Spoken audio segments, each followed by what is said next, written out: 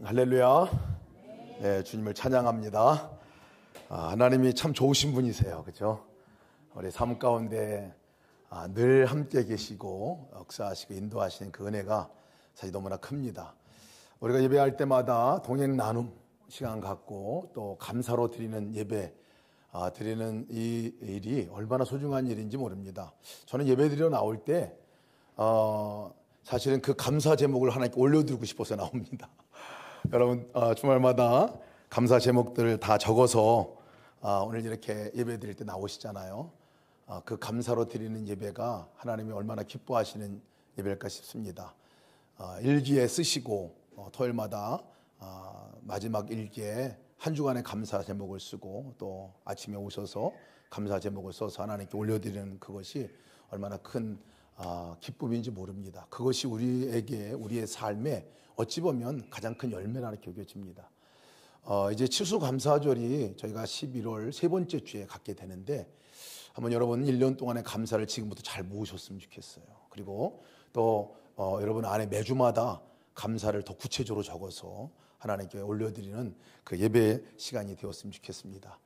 옆에 분들에게 또 함께 우리 감사했으면 좋겠습니다. 옆에 앉아준 것만 해도 감사하지 않아요?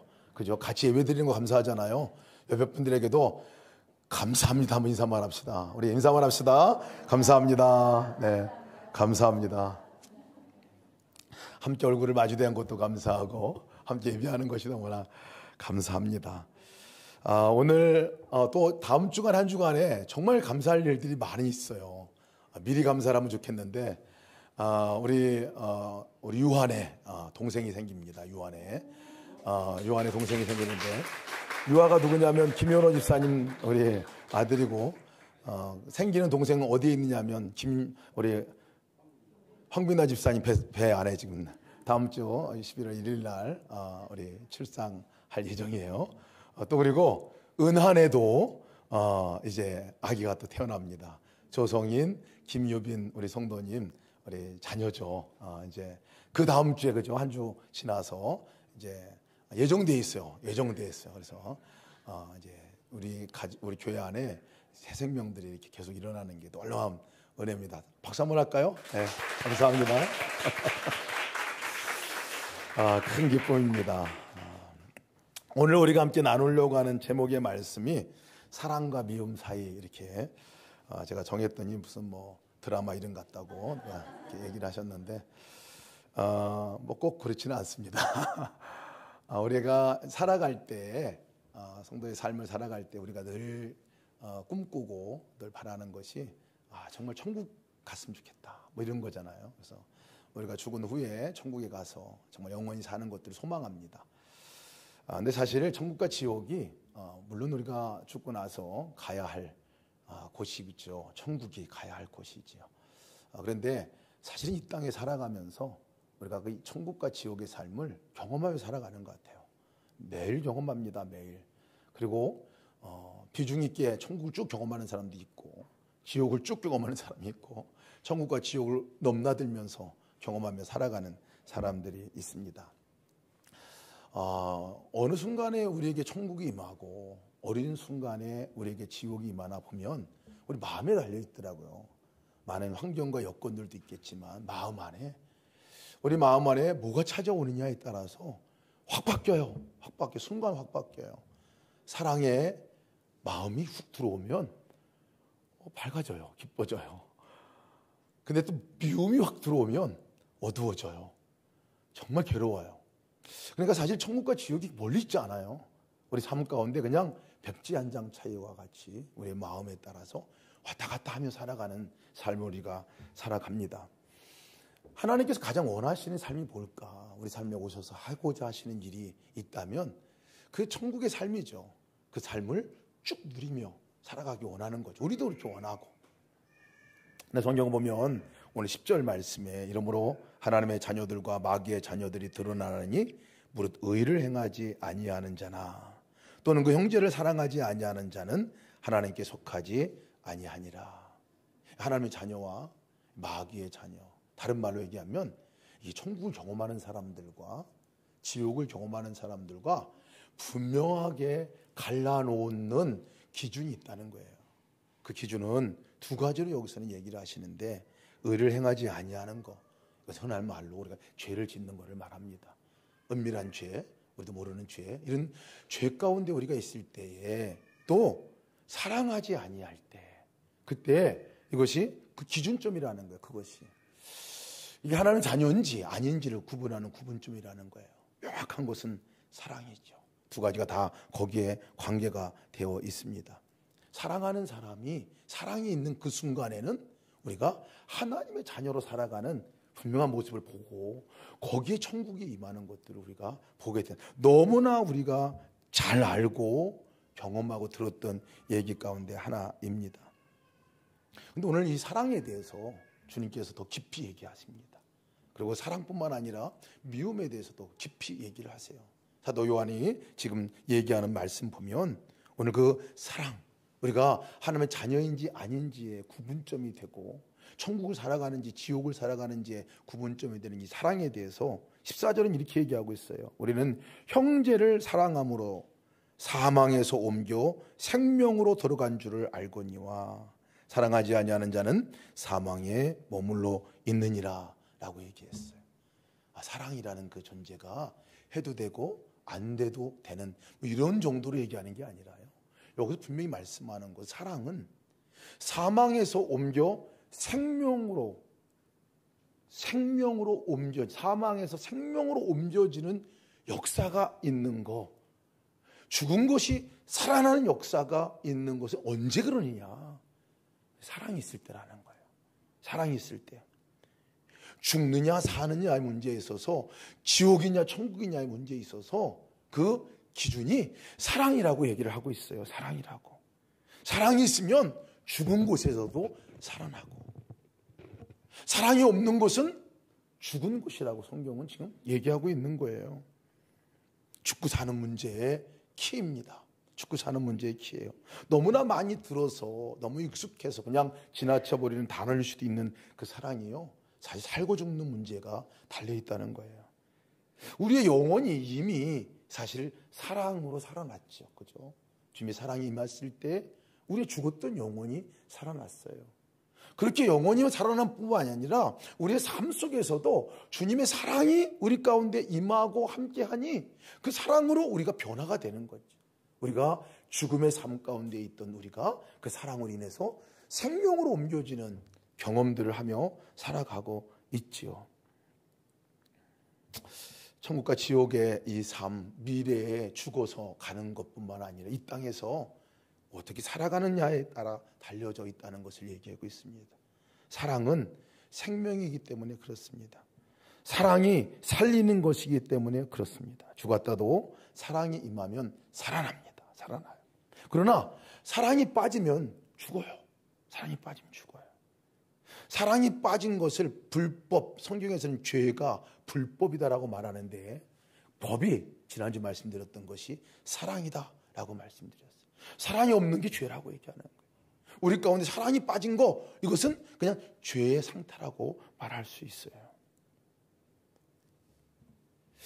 이런 말씀을 들으면 우리 안에 사실은 조금 불편하고 절망된 마음들이 들기도 합니다. 왜냐하면 나에겐 사랑이 있는가 하는 질문에 바로 직면하기 때문에 그래요. 나는 사랑을 하는 사람인가? 난 사랑이 잘 안 되는데, 난 사랑이 부족한데, 하나님이 원하시는 사랑까지는, 그 커트라인까지는 나는 아니야 라고 얘기를 하면서 스스로가 사실은 절망할 때가 참 많습니다. 이전에는 좀 세게 한 것 같은데 요즘에 좀 식었어. 사랑이 식었어. 그래서 스스로가 사랑하고는 좀 멀리 느껴지거나 아예 또 멀리하는 분들도 계세요. 내 영역이 아닌 것 같이 살아갑니다. 그런데 우리가 분명히 알아야 될 게 있습니다. 하나님의 자녀가 도대체 누구냐 하는 거예요. 우리는 도대체 누구냐는 거예요. 하나님의 자녀는 아예 삶 안에, 그것도 우리 마음 중심 안에, 우리 존재 그 중심 안에 사랑이 와 있는 거고, 사랑이 임재해 있는 존재가 우리죠. 성도죠. 성도. 하나님의 자녀이지요. 그러니까 사랑 자체가 들어와 있는 존재가 누구냐? 우리라는 거예요. 우리라는 거예요. 사랑 자체가 나와 예수님의 영이 나와 연합해서 한 몸이 되어 그 존재가 된 사람이 하나님의 자녀걸런이요. 그러니까 우리는 사랑인 거예요. 여러분, 예수님을 믿는다고 말하는 것은 예수님이 사랑이십니다라는 고백은 나도 사랑이에요 라는 고백이에요. 거리가 느껴지십니까? 이 말이. 확인해 주십시다. 옆에 분들한테 당신은 사랑입니다. 한번 확인해 볼까요? 확인 한번 해봅시다. 당신은 사랑입니다. 불편하면 내가 사랑이에요. 이게 얘기 한번 해봅시다. 내가 사랑이에요. 말하면서도 찔리는 부분들이 없지 않아 있죠.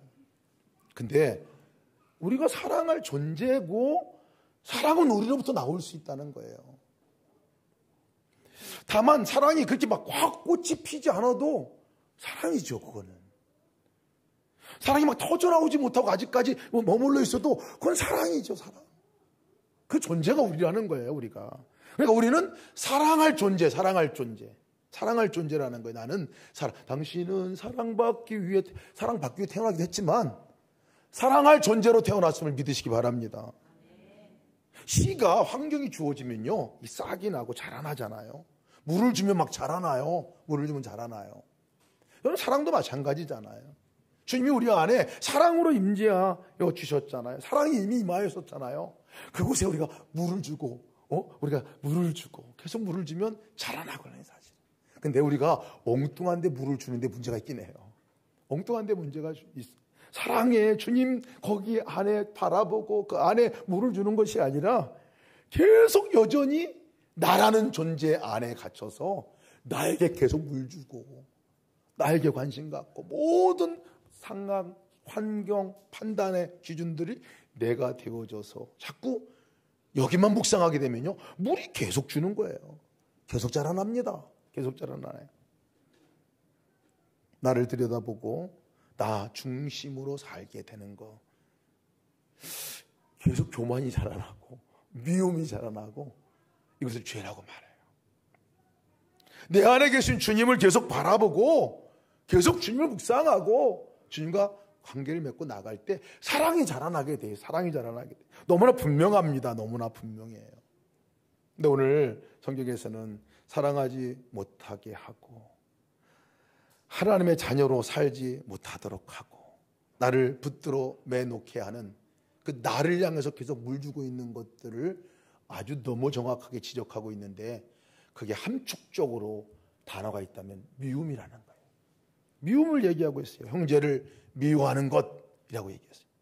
형제를 미워하는 것, 얼마나 죄들이 많겠어요. 사실은 우리를 붙들어 매는 죄가 많은데, 오늘 사도 요한은 사랑을 얘기하면서 죄를 얘기하면서 하나님의 자녀와 마귀의 자녀의 이 차이점을 얘기하면서 거기에 이 미움을 얘기해. 미움을. 도둑질이나 간음이나 살인이나 심각하게 드러난 죄를 말하지 않고 마음에서 일어나는 이 미움이 얼마나 심각하고 얼마나 치명적인 것인가를 얘기해 주고 있어요. 이 미움이요, 사랑의 통로를 막아놓기 때문에 그렇습니다. 미움이 하나님이 축복해 주시는 축복을 흘러가지 못하도록 담벼락을 쌓는 것 같이 축복을 막아놓는 이 벽이 되어버리기 때문에 그렇습니다. 나를 통해서 사랑이 흘러가야 하는데 이 흘러가는 통로를 꽉 막아놓고 있는 게 미움이기 때문에 그렇습니다. 게다가 그것이 나를 죽이게 되죠. 그것이 나를 병들게 하죠. 그것이 나를 지옥 삶을 살게 하잖아요. 하나님께 가지 못하고 자꾸 오직 나라는 존재 아래 갇혀있게 됩니다. 이것이 미움의 아주 치명적인 이 힘이죠. 오늘 심지어는 미움을 오늘 성경은 이렇게 얘기하고 있어요. 15절 말씀 보니까 그 형제를 미워하는 자마다 살인하는 자마다 영생이 그 속에 거하지 아니하는 것을 너희가 아는 바라. 형제를 미워하는 것이요, 살인하는 거래요. 그것이 있으면 그 속에 영생이 없다, 생명이 없다라는 라고 얘기를 하고 있어요. 미움이 들어오면요, 적어도 그 순간에는 지옥을 사는 거예요. 그냥 지옥을 사는 거예요. 다른 사람의 관계도 그냥 지옥의 삶을 살아가는 거예요. 단절된, 완전히 끊어진, 그걸 죽음이라고 말하잖아요. 그 사이로 살아가게 됩니다. 나 스스로로도 그 상대방과도 함께 그렇게 되는 거죠. 근데 여러분, 재밌는 것은 이 미움도요, 사실 사랑이라는 거 아십니까, 여러분?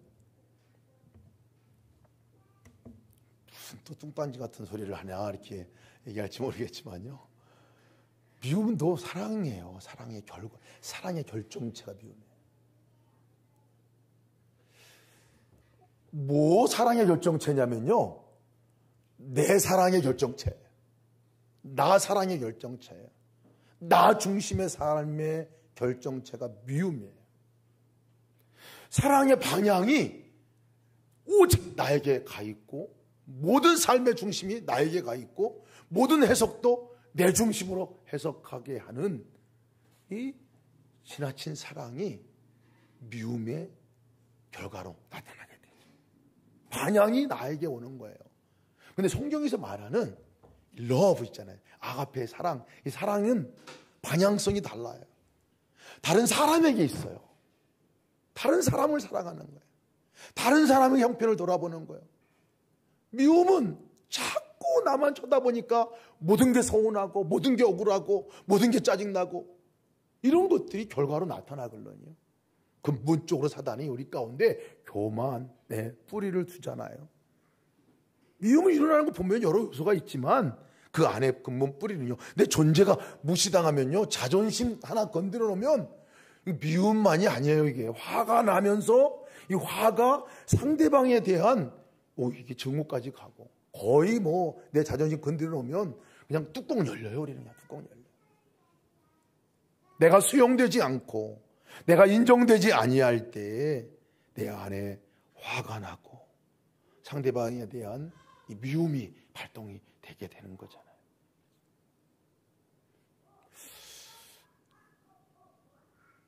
내가 특히 더 사랑을 많이 베푼 사람일수록 오는 것이 반대급부적으로 안 오면 더 무시당한 것 같이 느끼기 때문에, 내가 기대한 것보다 안 오면 우리는 실망하게 되잖아요. 그것이 상대방에 대한 미움으로 나타나게 됩니다. 집까지 게 뭔데? 나를 업신여기고 나를 무시하냐? 인정받지 않으면 인정받고 싶은 그 욕구가 사실은 얼마나 우리를 이 미움으로 가게 만드는지 모릅니다. 사도 요한이 12절에서 가인에 대해서 얘기를 하고 있어요. 가인에, 뜬금없이 가인에 대해서 얘기하고 있어요. 가인이요, 전형적으로다가 정말 오직 나 사랑의 아주 결정체인 사람이 가인이에요. 내 사랑이 얼마나 준비를 많이 했겠어. 하나님께 제사 드리려고 갔는데 제사를 드렸어요. 그것도 아벨과 함께 드렸어요. 자기가 볼 때 아벨은 신통치 않았던 것 같아. 그런데 정작 하나님이 제물을 받으신 거는, 아니 자기가 아니라 동생의 제물을 받았어요. 거절감, 상실감, 얼마나 컸을까 싶어요. 마음이 더 클수록 더 그랬을 것 같아요. 인정받지 못하는 그 마음이 안에 분이 일어나는 건 당연하겠지. 우리의 본성 나오는 거겠죠. 근데 이게요, 그 화가 이 엉뚱한 아벨에게 튑니다. 아벨에게. 아벨이 뭘 잘못했다고? 동생이 같이 예배드리는 것밖에 없는데, 하나님 받은 것밖에 없는데, 이것이 이 아벨에 대한 시기와 질투의 마음으로 생겨서 이 마음 안에 막 요동치는 이 분노와 요동치는 이 미움이 얼마나 이 가인을 사로잡았는지, 아니 동생을 죽이냐고요. 그것이 얼마나 지옥과 같았으면 동생을 죽이냐고요. 동생이 없었으면 하나님은 내 예물을 받았을까? 그래서 그런 건지 모르겠어요. 아무튼 마음이 무섭다니까요. 마음이, 우리 안에 마음이 무서워요. 아무 상관도 없고, 아벨은 못 모르고 죽은 거예요. 왜 형이 나를 미워하는지도 모르고, 왜 나한테 화를 내는지도 모르고, 왜 나를 거기서 죽였는지 모르고 죽은 거예요. 이것이 여러분 가인과 아벨의 이야기만이 아니에요. 우리 모든 삶 속에서 지금은 경험되어지고 일어나는 일 아니에요. 뭐 크게 팔레스틴과 이스라엘 이 문제에 뭐 볼 것도 없어요. 참 부끄러운 고백이지만 지하철을 탔을 때 지하철 타고 나서 마음이 막 요동할 때가 많았어요. 어떤 때였냐면요, 지하철 타고 탁 붙들고 서서 가는데 자리를 찾잖아요. 자리를 찾잖아요. 자리를 찾는데 자리가 없으면 탁 이제 어느 사람이 빨리 일어날까 이렇게 싹 눈치 봐가지고 탁 옆에 탁 서고 있어요. 이렇게 있다가 저쪽에서 반대편에서 한 여자분이 주섬주섬 이제 뭐 책 읽는 거 접고 가방에 넣고 그러길래 가나보다 이제 그 싹 그 옆에 가서 이렇게 서서 안 내려. 근데 안 내려. 아니 책 그 정도 챙겼으면 일어나서 나가야 되는데, 그러다가 또 더 불편한 거는 반대편 내가 온 그 자리에 있는 거기 그분이 일어나서 딴 분이 또 앉는 거예요. 그 순간에 미묘한 이 마음에 이 요동함이 흔들림이 있어요. 그분이 뭔 잘못했다고. 그리고 정거장이 지나면 지날수록 그분에게 짜증이 나죠. 짜증이 나요. 서운함, 괜히 서운하고. 우리 마음이 정말 유치찬란한데 그렇게 움직인다니까요. 그렇게 혼자 내피셜을 다 쓰잖아요. 그냥 혼자 자기가. 이것이 우리 안에 얼마나 내가 내 중심적으로 살아가나, 모든 생각이 나에게 맞춰져 있나. 아니 그분이 나하고 무슨 상관이 있어요. 이분이 왜 앞에 있는지도 모르고. 근데 만약에 그분에게 안 일어나시나요? 이렇게 얘기하면 이거 뭐 큰일 나는 일이잖아요. 큰일 나는 일. 어디 요까지 나오지 않아요? 그런 얘기가. 우리의 삶이 사실은 이 미움이라는 그 마음에 일어나는 것들이 결국은 내 사랑으로부터 나오는 걸 보게 돼요. 내 중심으로 다. 내가 좀 불편하면 안 좋은 거야, 저 사람이. 내가 해가 주는 사람, 나를 인정해주지 않고 나를 더군다나 자존심을 상하게 하는 사람은 적대적인 관계죠. 인정받아야 하는데 인정 안 해주면 미움이 올라오잖아요. 대접받아야 하는데 나를 무시하면, 준 대로 받아야 하는데 안 돌아오면, 그러면 이제 막 전쟁이에요. 마음에 전쟁이 납니다. 그리고 꽁 하고 있다가 언젠가는 퍽 터지면 그게 진짜 전쟁으로 나가는 거고, 그 이전에 이미 내 안에 전쟁이 일어났고, 이전에 이미 내 안에 지옥은 임했어요, 사실은. 근데 여러분, 누가 내 마음대로 움직여줍니까? 누가 내가 인정받고 싶은데 나를 인정해주는 사람이 있나요? 나를 챙겨주고 나를 품어주고 바라봐주는 사람이 있을까요? 없어요. 그렇게 챙겨주는 사람이 혹 있다 하더라도요, 이상한 것은요, 조금 더 해달라고 요구를 합니다. 인정받는 것도 그렇고요, 사랑받는 것도 다 그렇지 않습니까? 그래서 조금 부족하게 느껴지면 언제 맡겨놓은 것 같이 자기가 승질내요. 자기가. 아이들 키우다 보면 그것을 너무나 많이 경험해요.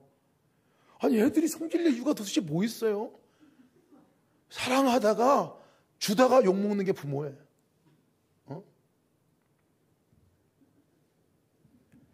사실 누가 그렇게 인정하고 받아들여 주겠어요?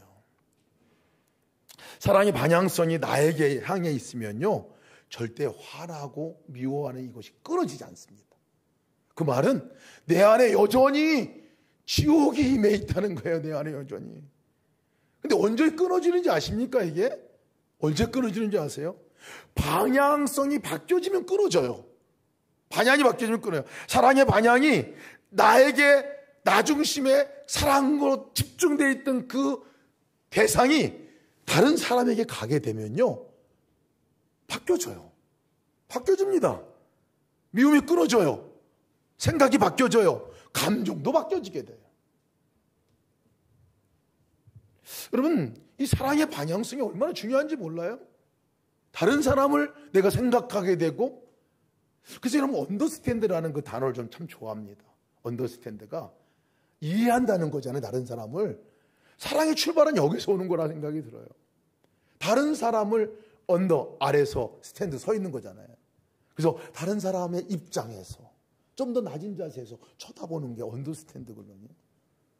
상대방을 바라보고 상대방의 입장에서 이해를 해보기 시작하고 그 사람 형편을 돌아보기 시작하면은 내 안에 그렇게 깊이 파고 분노와 미움과 이런 것들이 방향이 바뀌어서요, 사랑의 감정으로 변화되는 것을 보게 돼요. 이 다른 사람을 향해서 사랑의 방향이 완전히 정해진 그분이 누군지 아세요? 그분이 예수님이시죠. 그분이 하나님이시죠. 그분은 아예 방향이 정해져 있어요. 우리를 향해서 사랑의 방향이 정해져 있어요. 우리의 형편을 바라보고 우리의 사정을 바라봐 주시고 계속 쳐다봐 주시고, 우리 상황을 보니까 그냥 쇳덩어리야. 그냥 보면은 놔두면 지옥 가는 거 뻔한 거예요. 우리 심령의 마음 안에 썩어진 부분뿐만 아니라 우리 삶 가운데 무엇 하나 다른 사람 제대로 사랑할지도 못하는 그 범인에 살아가고 있는 우리들을 주님 보시고, 가망성 없다 이들은 천국 못 간다, 그리고 이 땅의 삶도 그냥 지옥 같은 삶을 살아가는 삶을 살게 될 거야. 그게 주님 우리를 바라보실 때 우리의 상대방을 바라보신 주님의 시선을 그렇게 보고 나니까요, 주님이 하신 일이 뭐예요? 16절 말씀이 그렇습니다. 그가 우리를 위하여 목숨을 버리셨으니, 우리가 이로써 사랑을 알고 우리도 형제를 위하여 목숨을 버리는 것이 마땅하니라. 하나님의 방향성은 항상 우리에게 있었어요.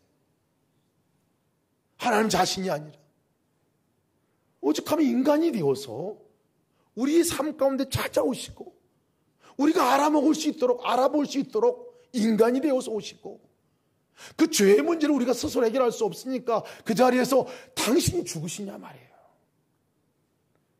긍휼하심이 있는 거죠. 사랑은 그래서 긍휼함으로부터 시작하는 거 아니에요? 우리 상편과 사정이 이해가 되고 나니까, 아, 저기 틈이 있구나, 저 사람이 이게 도움이 필요하구나, 저 상태가 이렇구나. 제가 관계 가운데서도 깨어질 지경에 이르렀을 때에 하나님 보게 하신 게 뭐냐면, 그렇게 그 사람이 밉고 이해도 안 되고 내가 그럼 저거는 오로 받아들이고, 내가 사랑한다 그러면 자기는 나를 미워하는 줄, 농담하는 줄 알고 막 이렇게 해가지고 막 들이받고 이런 분들이 계셨어요. 한 분이 계셨어요. 하나님께 그분을 바라볼 때 하셨던 게, 형편을 돌아보니까 그것이 너무 화가 나고 억울하고 너무 힘들었는데, 그래서 내 마음 안에 미움이 막 생기고 그랬는데, 나중 보니까요, 그 사람의 형편을 보니까 아파요. 왜 나한테 그렇게 했는가를 보니까 그 부부간에도 너무나 어렵고 힘든 갈등이 있고, 사랑할 만한, 좋은 말을 할 만한 어떤 형편도 그에게 없는 것을 보게 돼서 하나님께 말씀하셨던 게 뭐냐면, 야, 그 사람 아픈 거야. 돌아보니까 아프더라고요. 아파요. 환자인데 네가 왜 환자로 대해주지 못하고 너는 환자를 정상인 것 같이 생각하고 네가 대하느냐. 이 얘기 듣고 제가 완전히 바뀌었어요. 시각 하나만 바뀌니까. 여러분, 우리가 가정 안에서도 마찬가지 아니나요? 직장에 다녀온 남편, 여러분, 직장에 갔다가 집에 들어오면 다 한결같은 소원이 하나가 다리 뻗고 쉬고 싶은 거 아니겠어요? 근데 집에 들어와 보면 쉴 형편이 안 될 때, 형편이 안 될 때는 짜증 충만, 화가 올라오잖아요. 그것이 막 미움이 막 생기고 발동이 되잖아요. 나 하루 종일 일하고 왔는데 좀 쉬러 가는데, 특히 막 육아를 담당하고 있는 그 현장은 또 아내는 또 어때요? 죽을 만큼 힘들게 막 그냥 키우고 애쓰고, 자기 존재도 사실은 이게 내가 이게 맞나 이렇게 할 정도로 하면서 막 그렇게 하고 있는데, 남편 오면 좀 이것 좀 도와달라고 그래야지 이러고 있는데, 오자마자 다리 뻗고 눕고 왜 이렇게 지저분하냐고 얘기하고, 그냥 뚜껑 열리는 거예요. 그거는 그냥 우리가 마음 자체가. 그러니까 우리가 우리에게 중심이 가 있는 한은 천국을 경험 못해요, 사실. 내게 방향 자체가 내 중심이야. 다 내가 피곤한 거야, 내가 피곤한 거야. 근데 사랑의 방향성이 상대방에게 가 있으면요, 달라집니다. 그렇잖아요?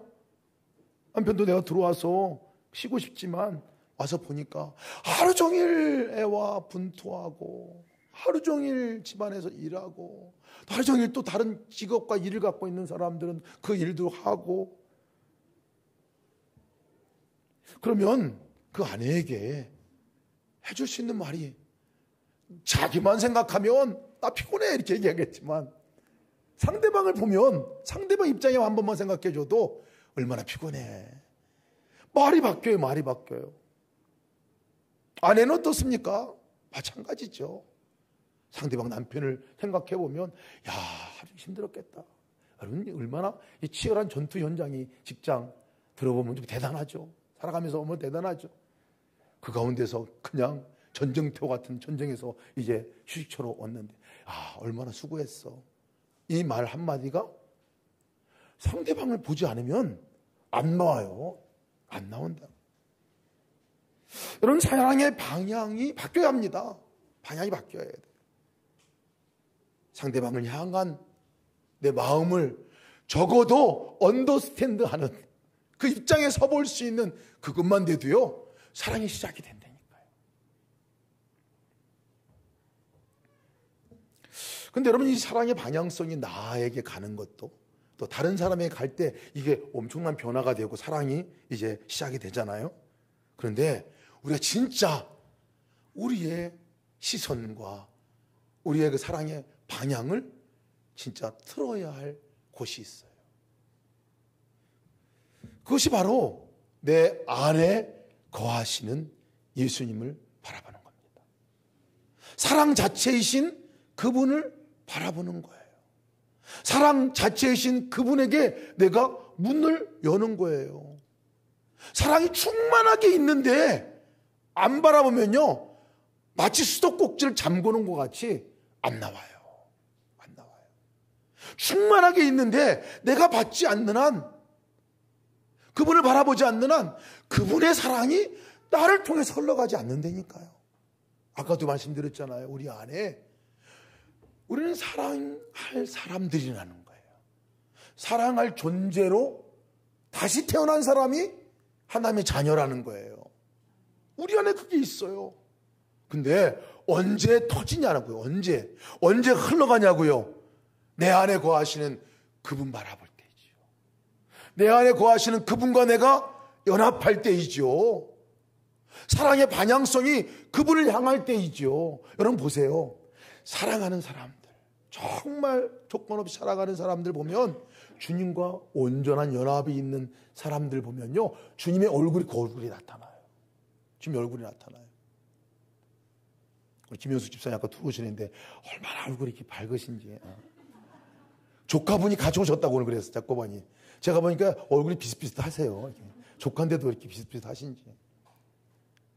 보면 얼굴들 보면 밝고 환하고 사랑에 그냥 그 사랑이 느껴지잖아요. 우리가 보면 우리 안에 예수님이 계신데 이거를 한번 열어놓지 않으면 우리가 안 나온다니까. 얼굴 속에서, 삶 속에서 안 나와요. 안 나와. 16절 보면 우리도 형제들을 위하여 목숨을 버리는 것이 마땅하니라 그랬거든요. 여러분, 가능한 얘기일까요? 형제를 위해서 목숨을 버리는 일이 가능할까요? 미워 안 하는 것만 해도 은혜지. 사랑은 두 번째, 늘 그렇게 생각할 수도 있어요. 근데 여러분, 형제를 위해서 목숨을 버릴 수 있는 것은요, 상대를 바라보고 상대를 이해하는 정도에서까지, 몇 가지는 뭐 안 와요. 못 와요. 진짜 나를 위해 목숨을 내놓으신 그 사랑, 그 사랑이신 예수님과 내가 연합할 때, 바라볼 때 이렇게 할 수 있다는 거예요. 목숨까지 내놓는 사랑까지 할 수가 있다는 것이에요. 그래서 여러분, 우리가 미움으로부터 언제 벗어날 수 있느냐? 주님 바라보면 벗어날 수 있어요. 끈덕지게 내 안에 있는 그 분노, 화, 미움, 시기, 질투, 막 그냥 짜증 충만하고 교만으로 충만한 이 모든 것들로부터 벗어날 수 있는 것은요, 주님과 연합하는 길이에요. 그 안에 거할 때, 그 안에 거하는 자마다 범죄하지 아니하나니. 하나님의 아들이 나타나신 것은 마귀의 일을 멸하러 하려 하심이니라. 우리 안에 있는 그 마귀의 일, 미움, 내면 안에 일어나는 지옥 같은 그런 마음들이, 두려움, 근심, 걱정, 이것들이 도대체 언제 없어지고 언제 해결되냔 말이에요. 그 일을 멸하러 오신 주님과 연합할 때, 그분을 우리가 사랑하기 시작할 때, 사랑은 여러분 그분을 향하여 있는 거잖아요. 더 생각하는 거잖아요. 그분과 함께 있는 거잖아요. 생활 가운데서 아무 생각 안 나더라, 아무것도 사랑하지 않는 거예요. 여러분, 사랑하는 사람이 생기면 생각나잖아요. 생각나요. 예수님 생각이 나.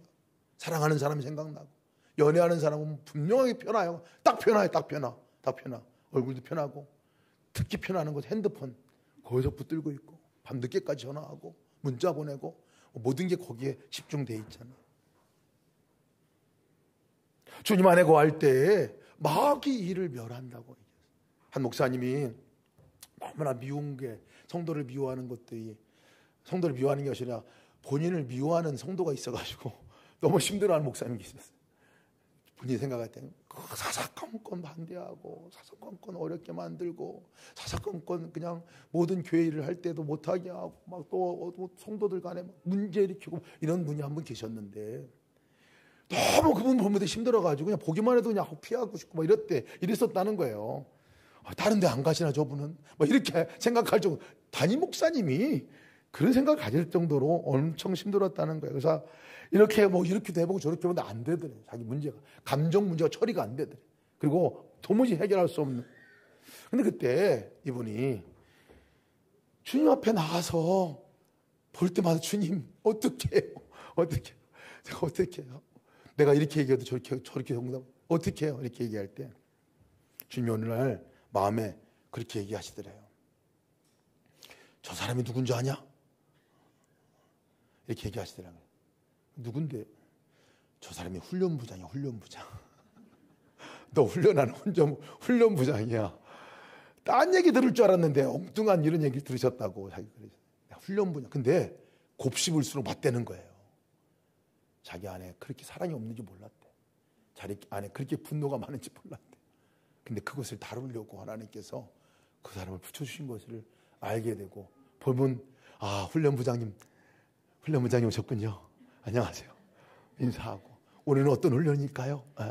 이렇게 맞이하고 이러니까요, 뭐 다 감당할 수 있겠더래. 다 감당할 수 있겠더래.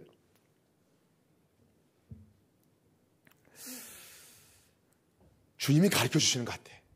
주님이 한 걸음 한 걸음 다 가르쳐 주시는 것 같아요. 여러분, 우리가 주님 안에 생각을 옮기고 주님을 집중하고 주를 바라볼 때요, 그분이 하시고 싶은 일들이 우리 안에 스며들어서 자연스럽게 나옵니다. 자연스럽게 나와요. 왜 내게 사랑이 없을까요? 왜 나는 아직까지 사랑이 이렇게 충만하지 않을까요? 이미 있는데 우리 안에 그 질문을 달리 해야 합니다. 왜 나는 그 사랑이 흘러가지 않을까요? 왜 통로는 막혔을까요? 이렇게 질문해야 돼요. 막힌 통로가 열리는 순간에요, 그 사랑과 연합되는 순간에 내가 할 수 없는 사랑을 한다니까요. 저도 정말 이해가 되지 않는 분들을 많이 만나는데요, 가까운 사람이 그러면 막 미치는 거죠. 가까운 사람 이해도 안 되고 말해도 못 듣고 속 뒤집어 놓는 일만 하고 뭐 이러면요, 참 힘들어요. 마음이 어렵고, 가장 나를 인정해 줄 것 같은 그 존재가 그러지 않고, 그때마다 주님께 물으면 내심으로 막 해보려고 하는데도 안 돼요. 근데 그때마다 주님께 물어보면 꼭 하시는 말씀, 저한테 하시는 말씀,